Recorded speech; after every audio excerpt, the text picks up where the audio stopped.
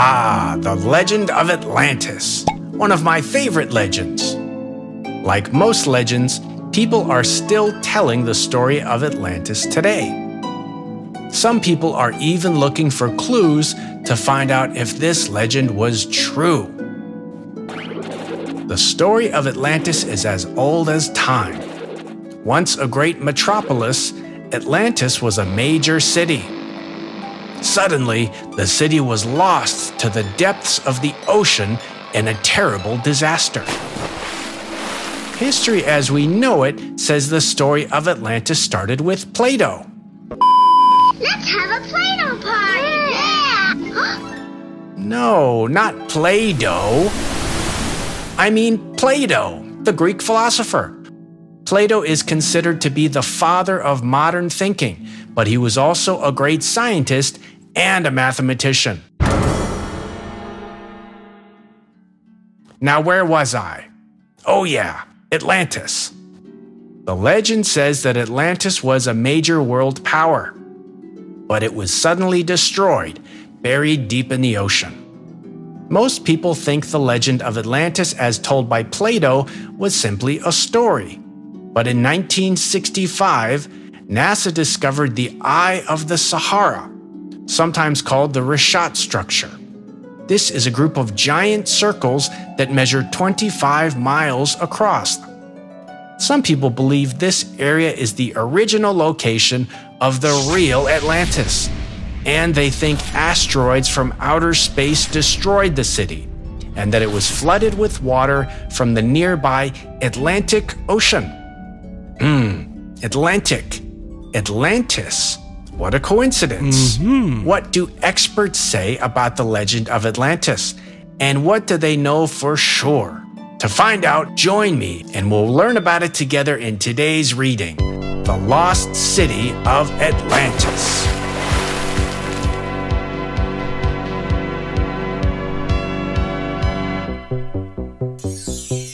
Grab your goggles and your snorkels, because we're going deep sea diving. Let's go!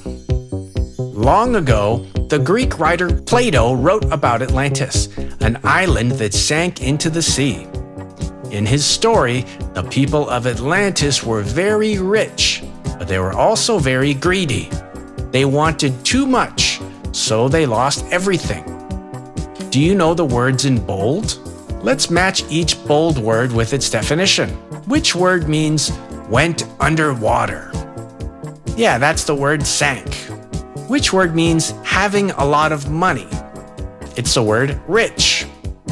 Which word means land with water around it? It's an island. Which word means wanting a lot of money, things, or food? That's the word greedy. Before we read about the lost city of Atlantis, let's watch a video about another legend. This is the legend of the Loch Ness Monster. Take a look at this photo. Let's read the caption. This photograph was published in London's Daily Mail newspaper on April 21st, 1934. According to the reports, the photograph was taken in Loch Ness, a famous lake in Scotland, where a strange creature is said to live. Some people are certain that the monster is real. Others are not so sure. Just like we did a moment ago, let's match the words in bold with their definitions. What is the meaning of the word published? The caption says that this photograph was published in a newspaper. Published means printed for everyone to see. What is a lake? I think you know that one, don't you? A lake is a large body of water. How about creature? Halloween's coming up, isn't it? Are you going to be a creature for Halloween? Well, a creature is an animal of any type. If you are certain of something, what does that mean? It means you are completely sure. What about the last one? Monster. Well, this is a frightening creature. Very good. All right, we're almost ready to watch a short video about the Loch Ness Monster. First, I want to show you some images. Here we have an image of a sea monster. Here is an image of a newspaper. Here's an image of a man with a camera.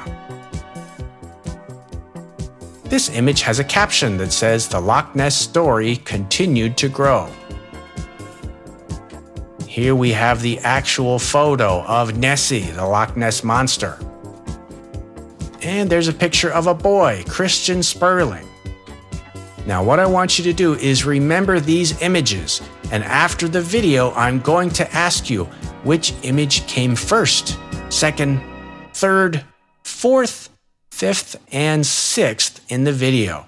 This is sequencing. We're going to be putting these images in the order that we saw them in the video. Okay? So pay attention. Let's go!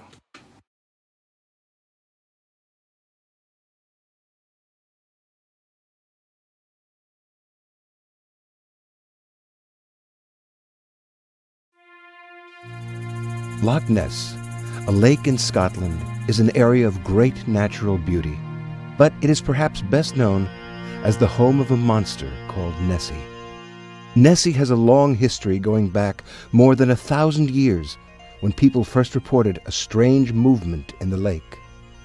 But it wasn't until a number of sightings in the 1930s that Nessie really became famous. Newspapers in London published stories about the monster, but there was a problem. They didn't have any pictures. In 1934, this image from a London doctor named R. Kenneth Wilson was published in several newspapers and books. It made many people certain that Nessie was real, and the Loch Ness story continued to grow. Then, nearly 60 years later, a man named Christian Sperling finally told the true story. He said the photo was the work of his stepfather, Duke Weatherall. A newspaper in London had sent Weatherall to Loch Ness to take a photo of the monster. When Weatherall didn't see anything, he lost his job. So Weatherall decided to design and build his own monster. He made a monster's head and placed it on a simple toy submarine. He put it in the water and took a photo. Then he got Dr. Wilson to say that he had taken the picture. Although the photo wasn't real, that hasn't stopped thousands of people from coming to Loch Ness, hoping to see for themselves if there really is a monster in the lake. Wow! Had you ever heard of the Loch Ness Monster before? Did you think it was real? What do you think now? Do you remember these images? Which one came first? This is a very old picture of a map. That's right, stories about sea monsters have been around for thousands of years. This picture on the map showed sailors where the monsters were so they could stay away from danger. And this was the first image that we saw in the video. What was the next image in the video, do you remember? On May 2nd, 1933, this article appeared in a newspaper, but there was no photo. This was the second image we saw in the video. Shortly after that, a photo was published of the monster. This is the third image that we saw. Because of this photo, the story of the Loch Ness Monster continued to grow. Which image did we see next?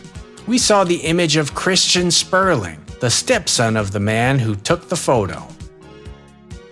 And here's the man himself. That was the last image that we saw. Nice work! Time for today's main reading, The Lost City of Atlantis. Here are today's language targets. To be struck by something. The remains of something. Man-made. Simply a story. Solid evidence. Let's get started with paragraphs 1 and 2.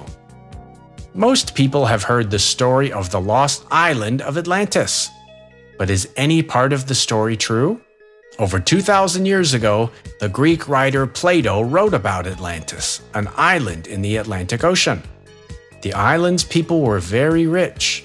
They built a big city with many great buildings. At the center of the island, they built a beautiful golden temple. But the people became greedy. They had many things, but they still wanted more. So the gods became angry. and the island was struck by earthquakes and very large waves. Finally, the whole island sank into the sea. Had you heard this legend before? As told by the Greek philosopher Plato. You remember him. We have 3 vocabulary words in this paragraph, and there are 2 words with footnotes, the word temple and the word earthquakes. A temple is a building where people practice a religion, and an earthquake is the shaking of the ground caused by the movement of the earth. We also have a language target on this paragraph, to be struck by earthquakes. Before we move on, let's meet some of the Greek gods. Do you recognize any of these gods? I bet you know Zeus, Aphrodite, Hermes. Maybe you know Poseidon. Do you know Dionysus? How about Ares? We're not going to learn very much about these gods and goddesses today, but I wanted to introduce them to you so that if you're interested, you can learn more on your own. If something is lost, it is missing, gone, vanished, or it has disappeared. It was there before, but now it's missing. Lost luggage is a fairly common problem for travelers in airports. The word struck means the past tense of hit or strike. I struck a match before I lit a candle. Now, if something is struck by earthquakes, it means that it was suddenly hit by earthquakes. Here is some real footage of a place that was struck by an earthquake. This is a gym in which people are playing badminton. They hear a loud noise. Suddenly, the place is struck by an earthquake. Oh my goodness. It's also possible for a place to be struck by lightning.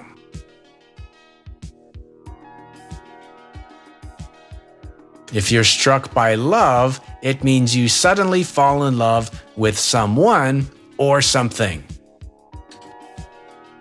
If you're struck by an idea, it means you suddenly have a great idea. And who can forget 2020, the year when the world was struck by COVID-19?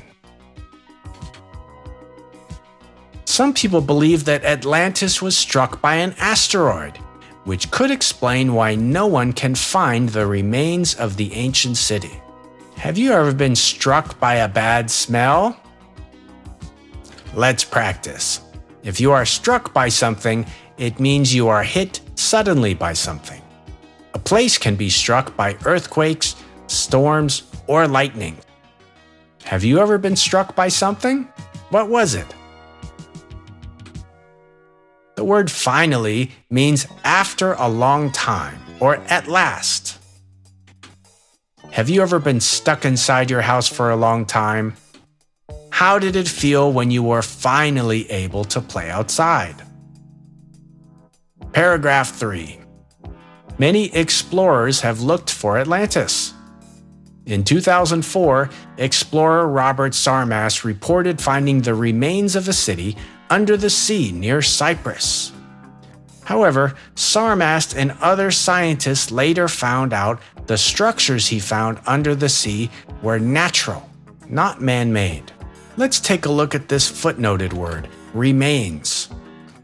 The remains of something are the parts that are left after most of it is gone. We have 3 vocabulary words in this paragraph and 2 language targets. Let's start with the word report. To report means to tell or describe in detail. News programs report stories or information for people who want to know. Can you think of another way to report information besides putting it on a news program? The remains of something are the parts left after a thing is used or destroyed. Here are the remains of last week's pizza party. Here are the remains of a cookie after I have eaten it. Did you know that we don't really know what dinosaurs looked like? This is because their remains are all that's left of them. And here are the remains of an ancient castle. Let's practice. The remains of something are the parts left after a thing is used or destroyed.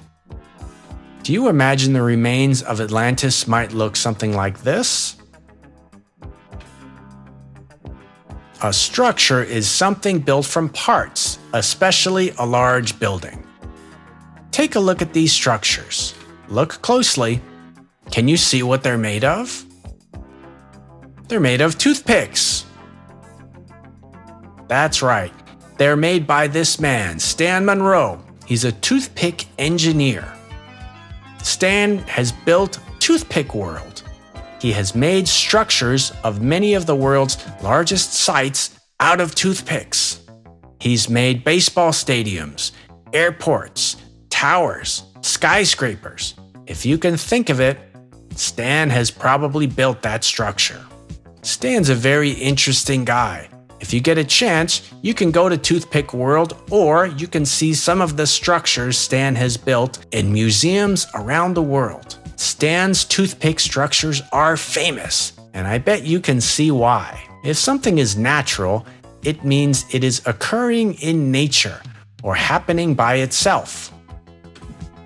If a thing is natural, no one made it and nobody put it there.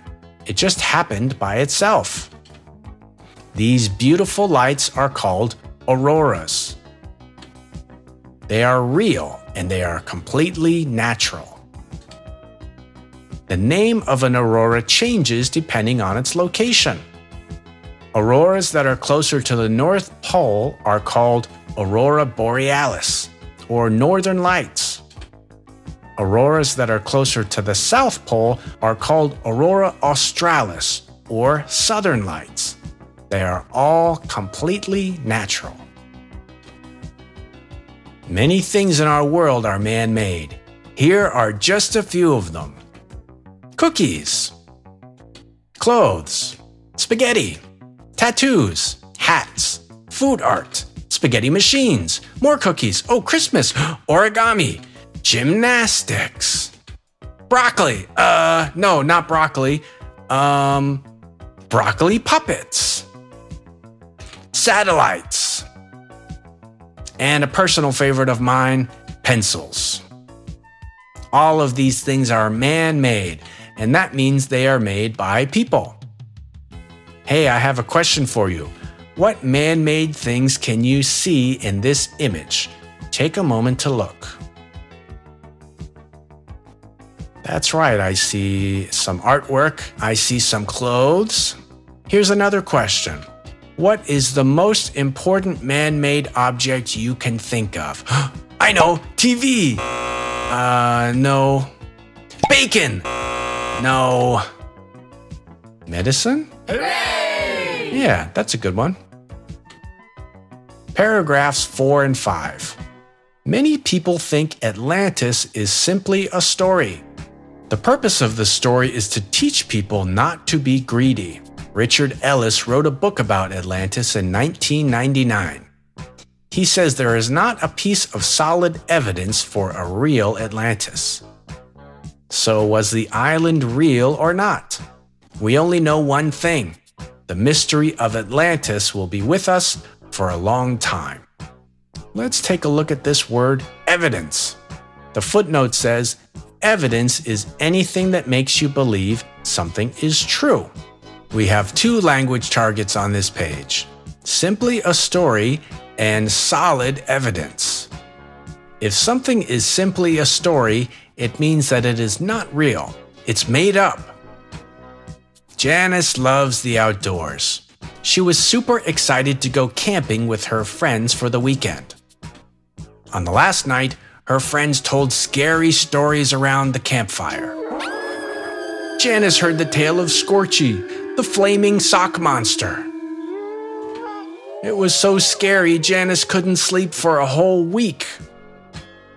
It's all right, Janice's mom assured her. Scorchy isn't real. It's simply a story. If something is simply a story, it's not real. It's made up. Can you think of something besides Scorchy that is simply a story? A piece is a smaller part of something bigger. How many pieces of pizza are in this pie?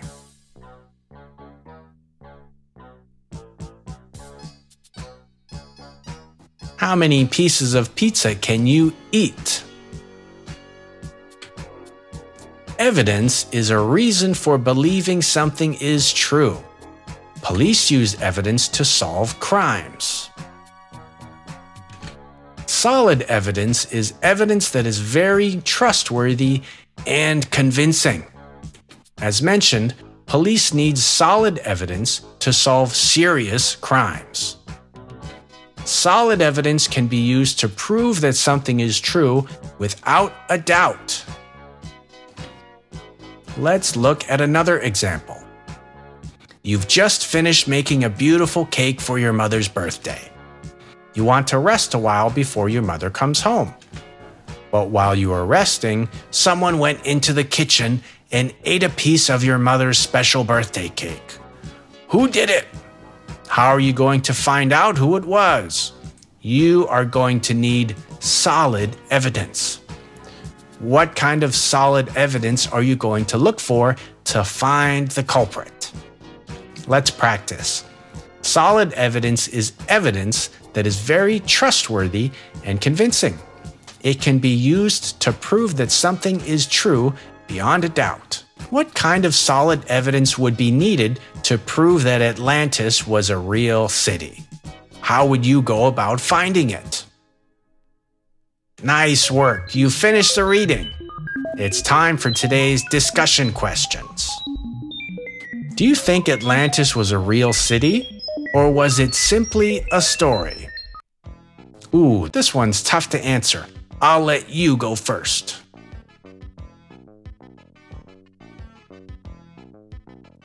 Well done! As I told you in the beginning of this video, the legend of Atlantis is one of my favorite legends. I'm not so sure it was just a story, but I'm not so sure that it was a real city either. I think the reason people love legends is because they're so fantastic. They might sound incredible or unbelievable, but people keep telling these stories over and over again for thousands of years. I think there's something to that.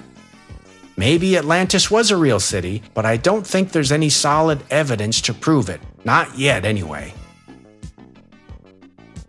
Now, I've given you my answer and explained why I think that way. Did you do that too? Discussion question number 2. What other legends have you heard of? What is your opinion on these legends? Well, today we learned about 2 different legends, right? We learned about the legend of Atlantis, and we learned about the legend of the Loch Ness Monster. In the United Kingdom, there are many legends about fairies. There are not many legends about this in America, where I'm from. We do have the legend of Bigfoot, however.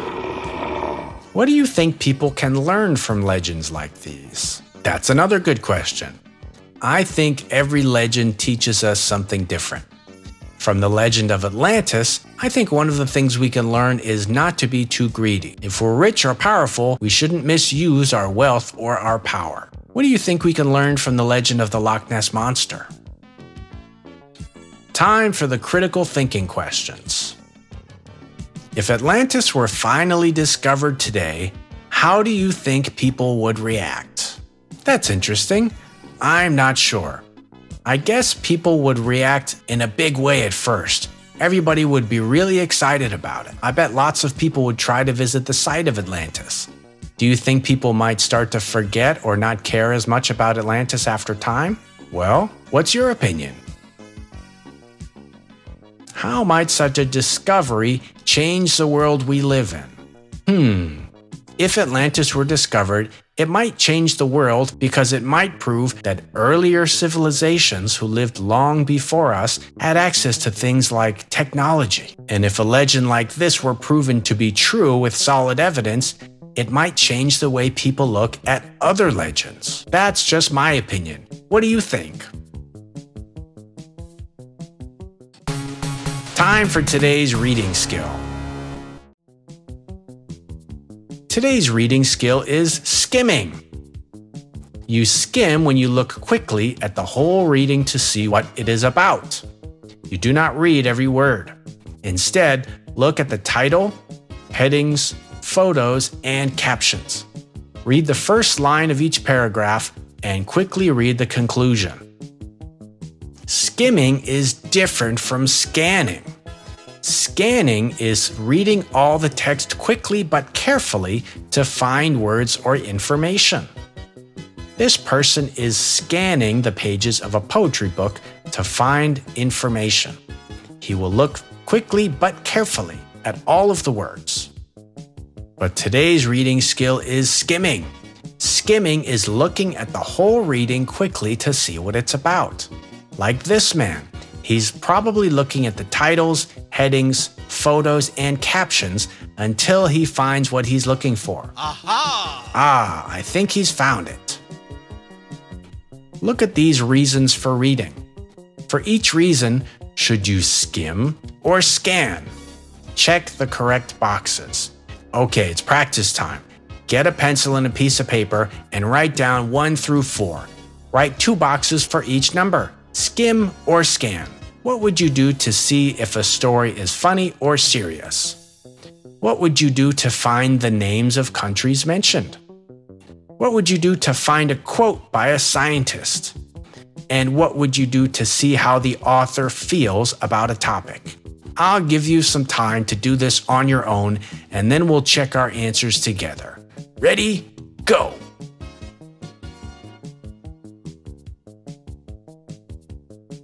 Time's up. How'd you do? Let's check your answers. What would you do to see if a story is funny or serious? I would skim the reading. What if you wanted to find the names of countries mentioned? To do that, I would scan, because when I'm looking for special information like the name of a country, I would look at all of the words very quickly. What if I wanted to find a quote by a scientist? I would scan that as well, because I would be looking for the scientist's name. What if I wanted to see how the author feels about a topic? To do this, I would skim. I would look at things like headings and the first and last sentences of all the paragraphs. Get it? We'll do more skimming for today's homework. This worksheet is based on Part B from page 17 in the book, and the worksheet looks like this. There are 3 parts: a skimming part, a selection part, and a writing part. And you need a partner to do this homework. That's all for today's lesson. Thank you for joining me on the journey to Atlantis. Stick around for the retelling and writing video coming up next.